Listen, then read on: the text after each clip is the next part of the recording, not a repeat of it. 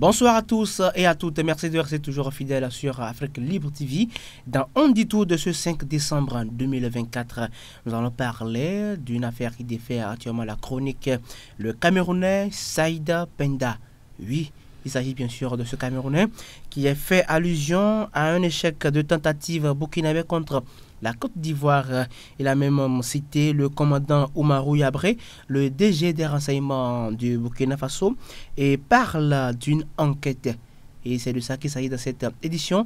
Et pour aller en large dans cette édition, nous allons parler avec nos consultants qui sont là. Il s'agit bien sûr de Amen Segla et de Yannick Kwame. Yannick Kwame, bonsoir. Bonsoir Gérald. Bonsoir également à vous, Amen Segla. Bonsoir Gérald. Merci chers consultants d'être toujours les nôtres chaque jour pour informer l'opinion africaine, l'opinion internationale des bonnes informations. Le Camerounais Saïd Penda parle des enquêtes supposées bien sûr. Or, dans sa récente sortie et où il parlait d'une tentative quand même burkinabé contre la Côte d'Ivoire, il n'y a rien quand même qui atteste ces enquêtes-là, c'est-à-dire des déclarations avidées de preuves. Monsieur Amen. Gérald, merci. Quand j'ai pris l'information, je me suis dit, mais c'est l'Église qui se fout de la charité. Parce que je vois comment les gens arrivent à imaginer des choses comme ça. Le monsieur dont tu parles, Saïd Penda, il était réalisateur. Peut-être dans la réalisation, on imagine des choses. C'est-à-dire, vous imaginez des scénarios pour amuser la galerie. Donc, du moment où aujourd'hui, lui-même, il dit qu'il n'est plus réalisateur, mais plutôt journaliste. Mais il doit savoir là où la limite se trouve entre imaginer des choses et parler des faits concrets. Okay. Parce qu'aujourd'hui, en tant que journaliste de surcroît d'investigation, tu fais sortir une information sans preuve. D'abord, il parle d'une dizaine de Burkinabés arrêtés. Dans quelles circonstances? Quand on parle d'une dizaine d'abord, ça peut être 11, 12, 13, 15, 16 personnes, voire au-delà. Voilà. Combien de Burkinabés ont été arrêtés dans cette histoire? Point d'interrogation. Et qui d'abord a arrêté ces Burkinabés? Voilà. Dans quelles circonstances ces Burkinabés-là sont arrêtés? Dans quel endroit du pays? Au nord, au sud, au centre, dans la capitale? Où le grand Saïd ne nous a rien dit à propos de ça. Devant quel procureur les Burkinabés arrêtés sont présentés? Il n'a rien dit sur ça. Donc, peut-être il voulait encore réaliser un film. Et puis bon, il a lancé l'information là juste pour amuser la galerie. Sinon, moi, je ne vois pas l'impertinence de ce qu'il a. Mais on va revenir là-dessus. Ceux qui sont derrière ce genre de manipulation, nous allons en parler dans cette émission. Voilà, monsieur Kwame Saïd, aujourd'hui, qui fait sortir une publication comme quoi, tentative quand même, échec de tentative du Burkina Faso contre la Côte d'Ivoire.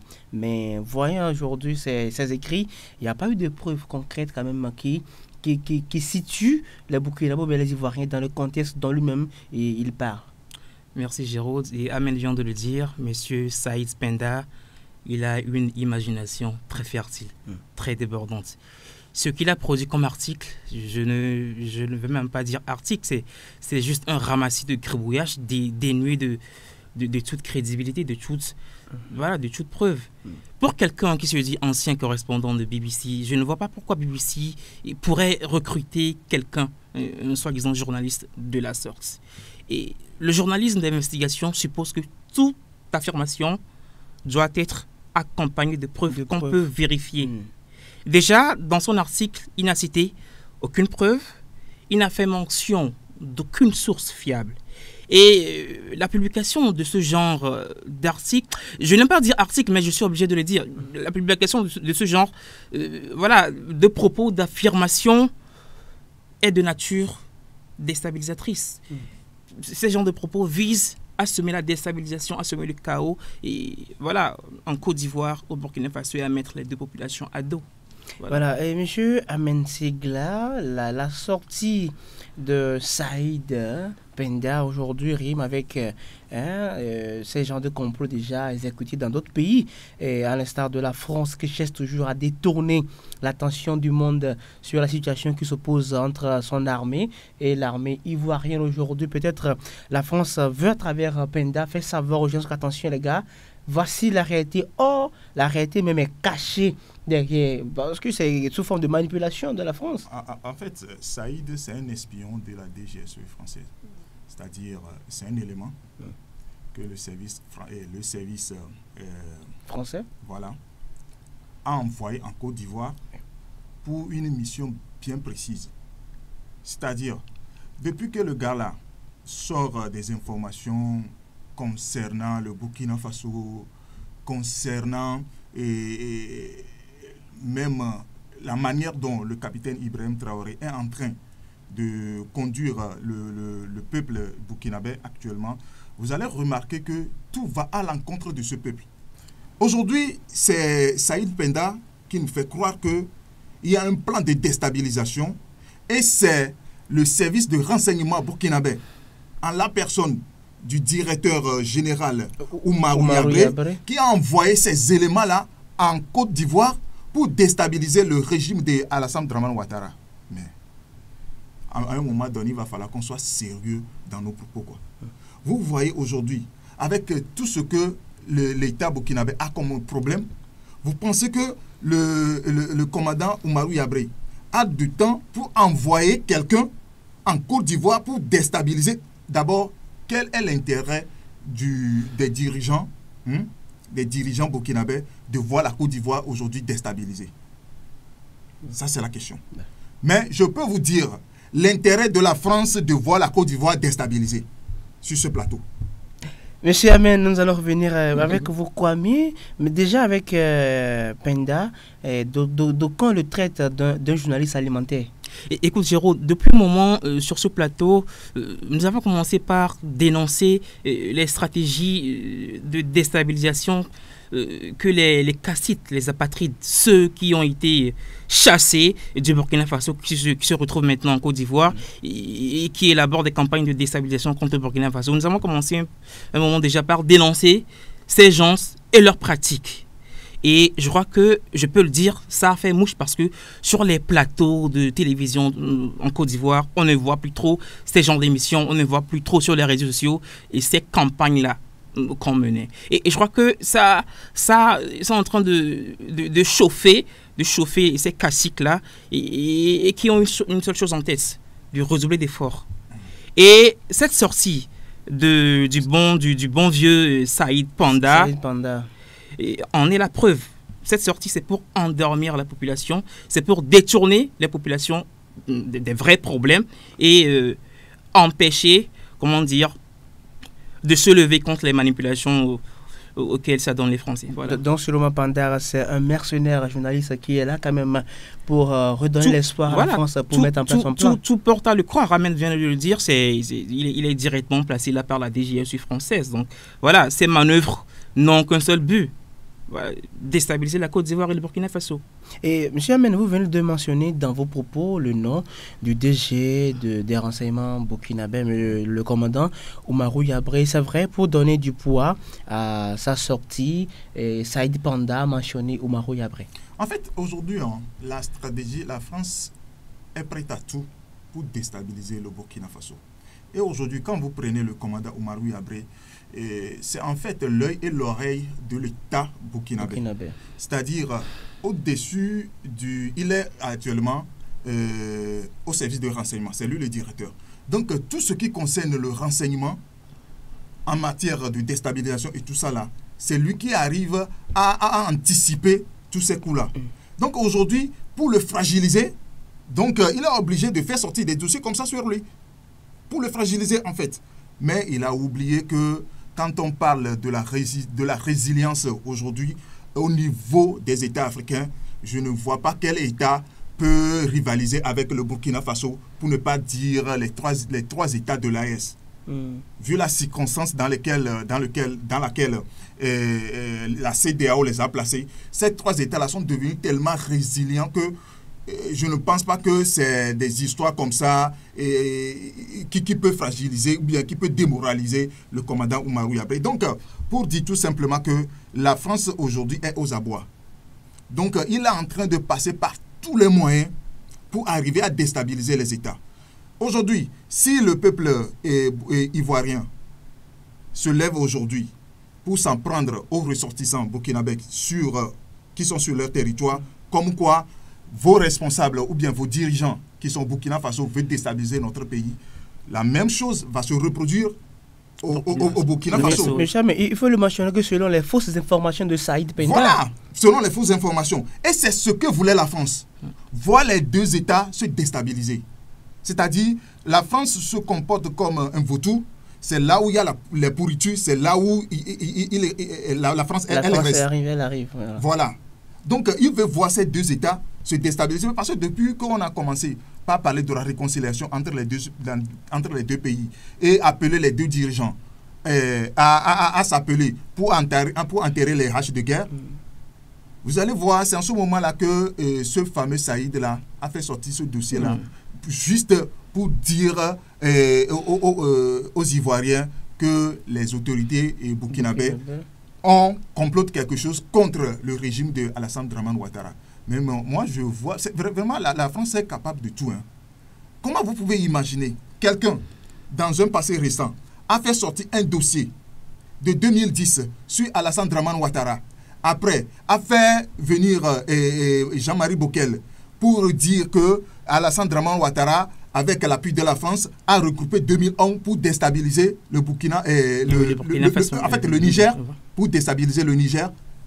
Mais aujourd'hui, avec son pion, Saïd Penda, il dit que c'est le Burkina Faso qui aujourd'hui cherche à déstabiliser. Mais vraiment, en fait, c'est un réalisateur. Donc peut-être qu'il est en train de tourner encore un film, on ne sait pas. Peut-être qu'il n'a pas précisé l'objet même de l'article, ou bien le motif pour lequel il a écrit l'article. Peut-être qu'il est en train de tourner un film, on ne sait pas. Mais il faut dire que Saïd Penda est un homme influent. Il a su tisser des liens avec les proches du président Alassane Ouattara. Donc,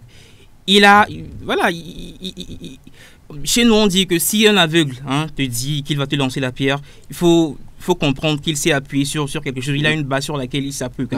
Monsieur Yannick, c'est-à-dire que Penda, quand même, se cache derrière la casquette d'homme proche du régime d'Alassane Ouattara.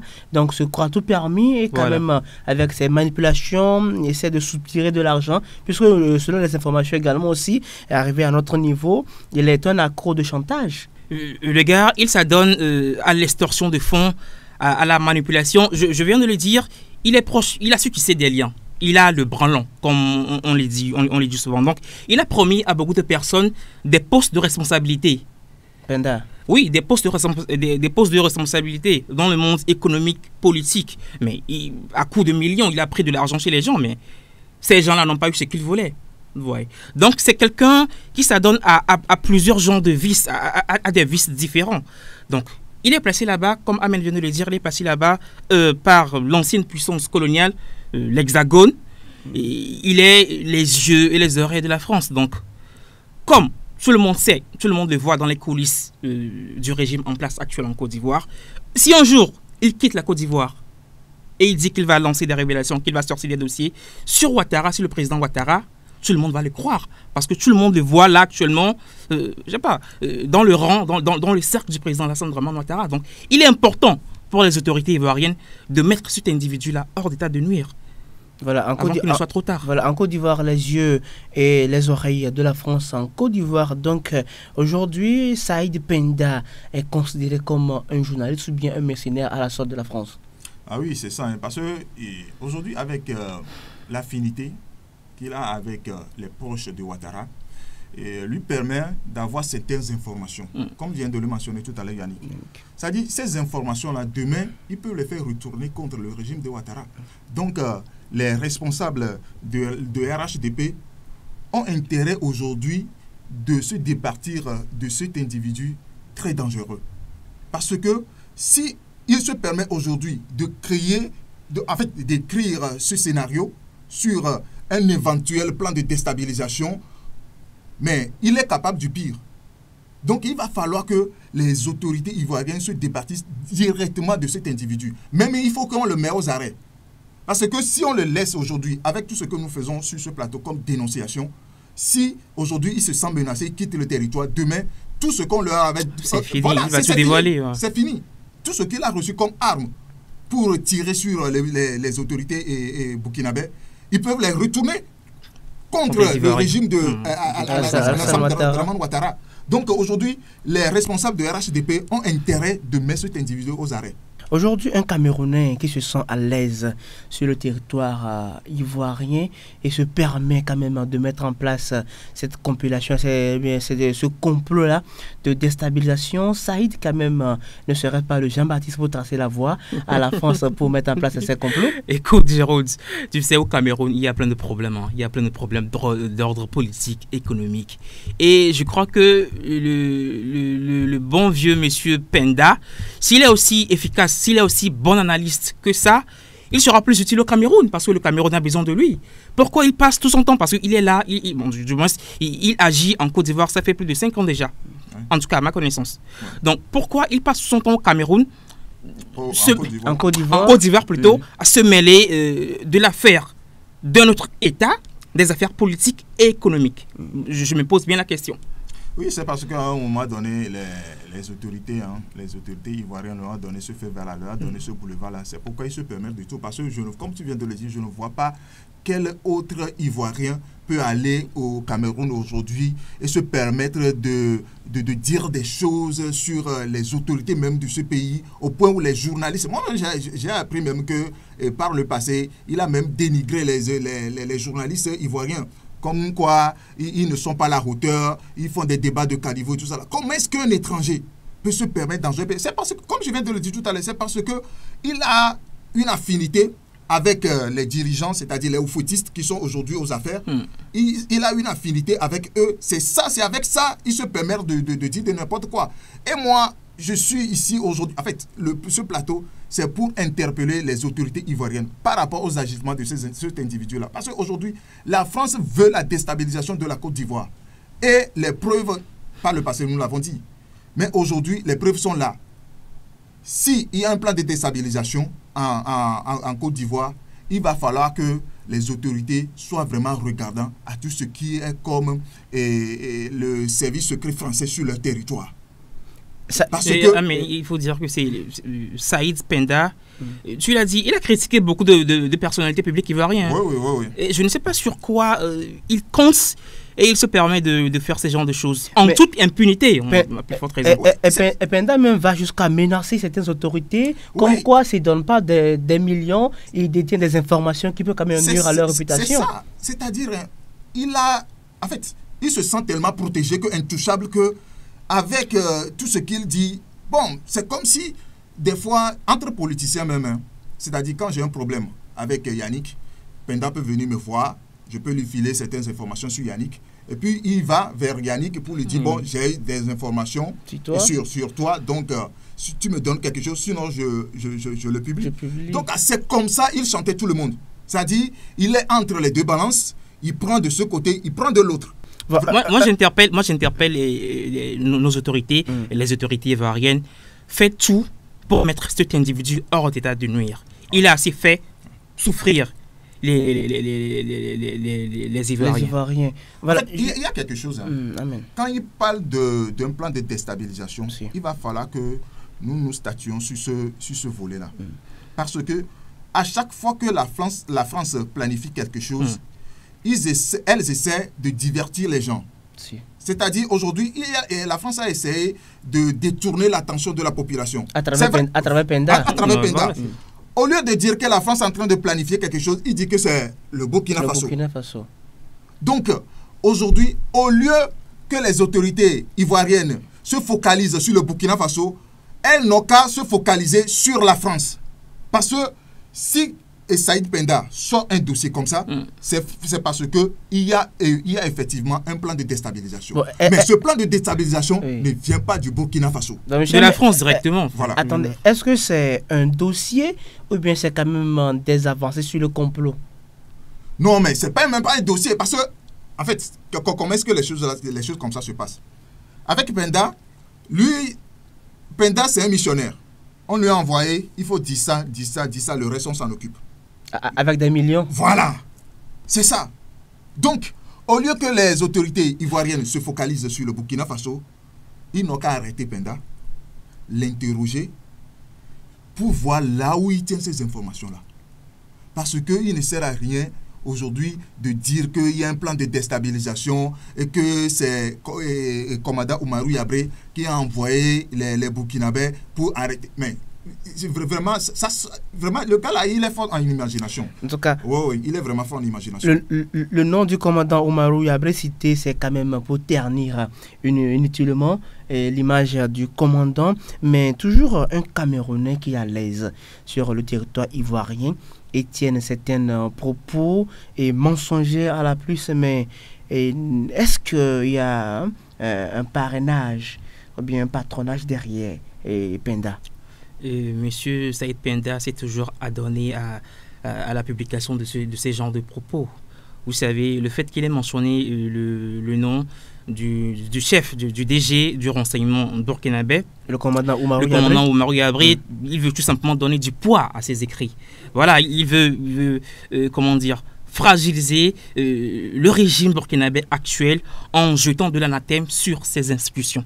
Mais c'est ce qu'il veut faire par là. Maintenant, et la question de savoir, est-ce qu'il y a une main forte derrière Penda? Il y a une main derrière, mais c'est la France. C'est la France qui est derrière. Parce qu'aujourd'hui, vous ne pouvez pas voir la France qui veut que Alassane Dramane Ouattara n'est plus au pouvoir. Parce qu'aujourd'hui, tout ce que fait la France est contre Alassane Dramane Ouattara. Vous allez voir sortie de Bourgie, sortie de Bouquet, c'est contre Alassane Dramane Ouattara. Et ce Penda, dans ses écrits, vous allez remarquer que à un moment donné, il est proche du pouvoir de Ouattara et à un autre moment, il est proche au pion que la France veut mettre au pouvoir en Côte d'Ivoire. Je ne sais pas si vous voyez. Donc, il est entre les deux. C'est-à-dire, aujourd'hui, parce qu'il sait que s'il veut se focaliser totalement, veut aduler le candidat que la France est en train de préparer pour changer le pouvoir en Côte d'Ivoire, c'est que il y aura des problèmes avec ceux qui sont au pouvoir actuellement, parce que l'élection, c'est en octobre. Tu veux parler du boss du PDCI actuellement. Voilà. Donc, moi, je ne voulais pas donner son nom, parce qu'on va revenir sur ça après. D'accord. Donc, si aujourd'hui, s'il veut totalement se donner à lui, il y aura des problèmes avec les proches de Ouattara, avec qui il est tellement à l'aise aujourd'hui. Donc, ils essaient de jongler entre les deux, en attendant que les élections arrivent. Mais, nous le disons sur ce plateau. Et les faits vont nous donner raison plus tard. Il va falloir que ce Saïd-là soit arrêté dans l'immédiat et interrogé sur les sources de ces informations. Comment est-ce qu'il a su qu'il y a un plan de déstabilisation? Parce que quand on parle de plan de déstabilisation, ce n'est pas un sujet sur lequel on doit badiner. Les autorités ivoiriennes doivent être vraiment regardantes sur ce sujet-là et arrêter cet individu. Peu importe le lien qu'il a avec eux, il va falloir qu'ils soient vraiment regardants sur ce sujet. Justement, Saïd Penda est en mission en Côte d'Ivoire et est plus proche des autorités du RHDP. Et puisque vous venez de parler de la méfiance, la vigilance, nous allons attirer l'attention des autorités du RHDP, puisqu'il est plus proche d'eux. On ne sait jamais, nous connaissons tous la France avec ses magouilles ces derniers temps. La France peut toutefois décider un beau jour de jeter le dé contre ces autorités-là, puisqu'aujourd'hui, Saïd Penda joue le jeu, double jeu. Écoute, Jérôme, il n'est pas proche du RHDP. Il fait semblant, M. Penda fait semblant d'être proche du RHDP pour soutirer les informations. Voilà, je vais m'abstenir. Je voulais utiliser un mot, mais bon, je ne vais pas l'utiliser, ça serait vulgaire. Mais qu'il sache que le président Alassane Ouattara et son entourage sachent que ce monsieur, c'est un poison. Il faut s'en méfier. Et j'interpelle les autorités ivoiriennes encore une fois de mettre cet individu à l'arrêt. Saïd Penda est quand même recherché au Cameroun. Mais moi, je ne vois pas quel autre... Parce que le Cameroun ne peut jamais accepter ce genre d'individu. C'est-à-dire un Africain qui veut la déstabilisation d'autres pays africains. Moi, je ne vois pas la pertinence de ce genre d'individu dans nos sociétés. C'est parce que la France le paie pour ses missions obscures. Donc, il se permet en Côte d'Ivoire de faire quelque chose pour lequel il est chassé du Cameroun. Donc, comme on l'a dit, il revient aux autorités, il revient aux autorités ivoiriennes de prendre les taureaux par les cornes. Parce qu'aujourd'hui, il donne une image à la Côte d'Ivoire qui ne sied pas. C'est-à-dire, tout ce qui est pourriture se dirige vers la Côte d'Ivoire.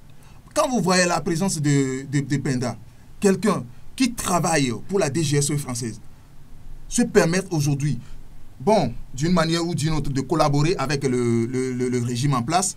Or, il est là pour creuser un trou et sous ce régime-là pour que le régime tombe. Voilà sa mission. Aujourd'hui, je viens de le dire, la France ne veut plus voir le RHDP, voilà, les footistes au pouvoir. Donc, il a déjà préparé un pion qui va faire le grand remplacement. Mais ce pion-là travaille en collaboration avec Saïd. Et ces informations-là, tout ce que le RHDP le file comme information sur la vie politique même de l'État, aujourd'hui, Saïd peut le retourner contre le régime et le faire tomber facilement. Donc, quand on parle de déstabilisation, je vais revenir encore là-dessus, quand on parle de déstabilisation, il va falloir que l'État ivoirien soit au-dessus de la mêlée pour voir là où se trouve la vraie menace. Parce que quand les autorités ivoiriennes vont se concentrer sur le Burkina Faso, ils vont laisser la France. La France va faire de n'importe quoi. Et vraiment, ce serait vraiment dommage. Et justement, en aucun moment, on a vu Saïd Penda toucher du doigt la réussite des opérations des FAMA, FDS, VDP, mais pas toujours des plans là. Il essaie toujours de mettre deux nations en conflit. Est-ce que Saïd là est un allié du terrorisme? on se pose la question. Quel intérêt M. Saïd a, mettons, de parler du terrorisme, bien de louer les exploits des pays du Sahel dans leur lutte contre le terrorisme? Non. S'il fait ça, il va mettre en lumière l'échec des puissances des troupes françaises qu'on avait déployées sur le territoire burkinabé et malien et autres. Donc il a intérêt à fermer sa bouche et à fermer les yeux là-dessus. Je ne vois pas quel autre journaliste français ou bien d'un média français a félicité une seule fois la prouesse des autorités burkinabé, et maliennes ou bien nigériennes. Non, il ne le fait jamais. C'est quand leurs copains terroristes arrivent à tuer les femmes et les enfants, c'est les images comme ça qu'ils publient. Voilà. Donc moi je ne vois pas l'intérêt de Saïd de dire des choses comme ça. De toute façon, il n'est pas missionné pour ça. Sa mission, c'est de faire tomber la Côte d'Ivoire en créant un conflit virtuel entre l'État ivoirien et l'État burkinabé. C'est sa mission. Sa mission n'est pas d'aduler, de dire que celui-ci a bien fait, celui-ci a bien lutté contre le terrorisme. Non. Quand tu parlais, j'étais tenté de faire le rapprochement entre lui et Wassim Nasr. Puisque les deux ont la même manière d'opérer. Voilà.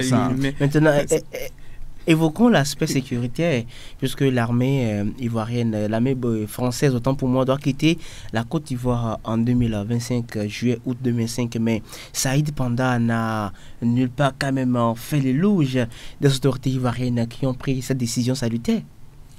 Non, mais je disais tout à l'heure, Jérôme, Saïd a une mission. Sa mission, c'est ce que ses patrons le recommandent. Vous pensez que ce qu'il a fait sortir aujourd'hui, Saïd ne peut pas se lever de lui-même et dire des choses comme ça? C'est parce que il se sent protégé d'abord par la France, comme c'est la France qui l'a missionné en Côte d'Ivoire, de venir faire tout ce qu'on lui demande de le faire.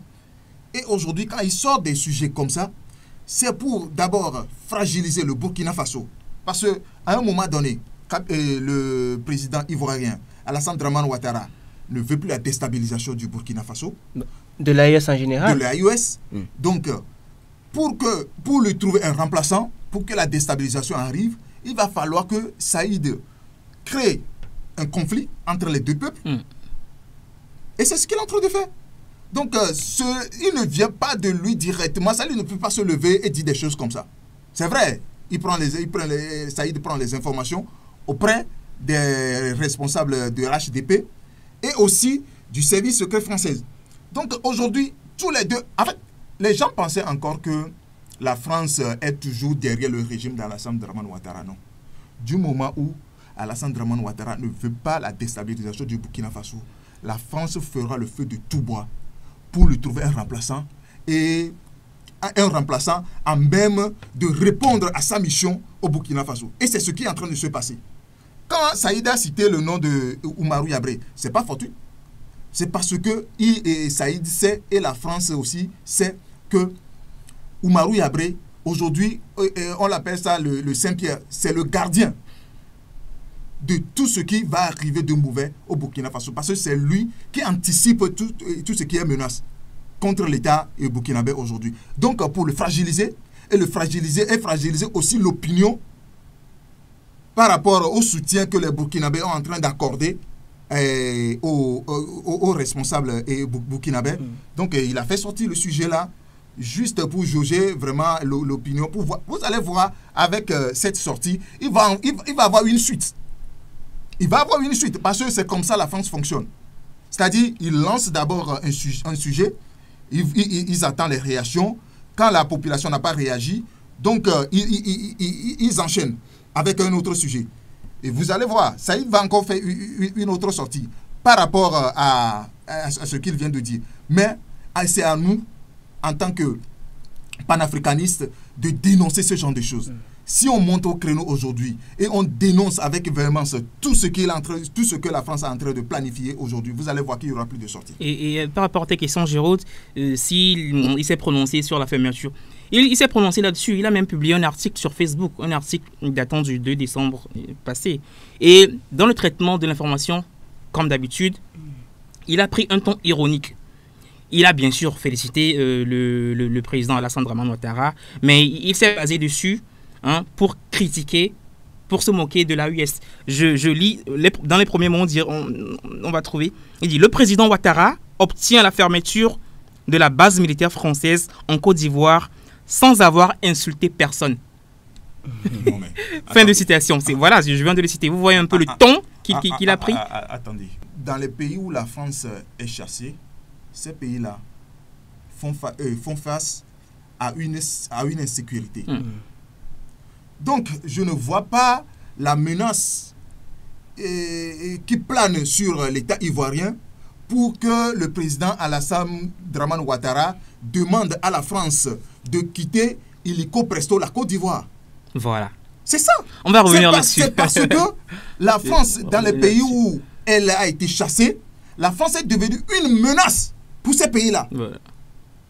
Parce que, d'abord, elle est venue, la France, pour l'insécurité. Or, avec son arrivée, la situation même s'est empirée. Donc, du moment où ces pays se sont rendus compte que c'est avec sa présence que la situation s'est empirée, mais il est de bon ton qu'on la chasse. Donc, les Ivoiriens ont pris une bonne décision. Oui, mais si, comment il s'appelle déjà? Penda. Saïd Penda dit que bon, les autorités ivoiriennes ont chassé ou bien ont demandé à la France de quitter avec douceur, oui, avec voilà. douceur ou autre là. Si la Côte d'Ivoire est aujourd'hui dans une insécurité, surtout fait face au terrorisme aujourd'hui, et que la Côte d'Ivoire s'est rendu compte que c'est la France qui est à la base de cette insécurité, je ne vois pas qui va tenir ce propos-là. Voilà, et Yannick, vous venez de le mentionner, le nom du commandant Yabré dans sa sortie, c'est juste pour ternir l'image de ce commandant, réputé pour son travail très bien fait en Côte d'Ivoire en termes de renseignement, au Burkina Faso, autant pour moi, en termes de renseignement. Et pour tirer vers la fin, puisque c'est très important, M. Amel vient de le mentionner, quand le Penda a fait sortir sa déclaration, c'est la France derrière, et la population n'a pas réagi automatiquement. Il y a eu une seconde sortie. Comment éviter cela? pour éviter cela, ne pas croire à tout ce qu'on voit sur les réseaux, parce que Penda, il a l'habitude, c'est les réseaux sociaux, il exploite pour publier ses écrits. Voilà, c'est ça. Donc la population doit rester vigilante. Voilà, le but de cette manœuvre, c'est de diviser la population, c'est de semer le doute. Les populations, quand elles arrivent, une fois qu'elles arriveront à douter de leurs dirigeants, voilà, ça ne se passera plus comme ça se passe actuellement. Et toujours pour terminer avec Yannick, il faut quand même que la population ivoirienne aille à l'école de la population burkinabé. Voilà. L'AES en général, avec cette détermination-là. La résilience, les populations de l'AES sont caractérisées par leur résilience et par leur patriotisme. Vous voyez, si on arrive au Burkina, si on arrive à déjouer beaucoup de plans de déstabilisation au Burkina Faso, c'est grâce à la population. Voilà. C'est grâce à la population. Donc les Ivoiriens, nos concitoyens, doivent faire preuve de plus de vigilance, de plus d'amour pour leur patrie. Voilà. Monsieur Amen Sigla. Mais aujourd'hui, il va falloir que tous les peuples ivoiriens soient vraiment vigilants, comme vient de le dire Yannick tout à l'heure. Le peuple ivoirien doit être vraiment vigilant par rapport à tout ce qui se raconte sur les réseaux sociaux, surtout quand ça vient d'un individu dangereux, nuisible comme Saïd. Et il revient aussi aux autorités ivoiriennes d'arrêter ce monsieur-là, ne serait-ce que pour l'interroger par rapport à un certain nombre de choses. Parce qu'aujourd'hui, lorsque ça va commencer par chauffer, Saïd va prendre son billet d'avion et puis il va quitter le pays. C'est les Ivoiriens qui feront face à la situation-là. Donc, il ne faut pas qu'un Camerounais, c'est vrai, nous sommes tous africains, mais il ne faut pas que quelqu'un, juste pour ses intérêts, vienne créer une instabilité dans un pays, juste parce que la France cherche à changer les autorités qui dirigent aujourd'hui la Côte d'Ivoire. Donc il va falloir que les autorités ivoiriennes prennent ce sujet-là à cœur et arrêtent ce monsieur-là. Merci à nos chers analystes spécialistes du Sahel pour ces informations. Aujourd'hui, le Camerounais Saïd Penda, journaliste à la sorte française, a compris le message et les autorités ivoiriennes également aussi doivent prendre leurs responsabilités afin d'éviter le chaos, puisque Saïd, comme vient de le dire, les consultants tentent de tracer la voie à la France afin que la France puisse mettre en place ses plans de déstabilisation. Or, ce n'est pas de ça que l'Afrique, l'AES en général, l'Afrique de l'Ouest a besoin en ce moment. Merci d'être toujours fidèle à Afrique Libre TV. On se donne rendez-vous pour nos prochaines éditions.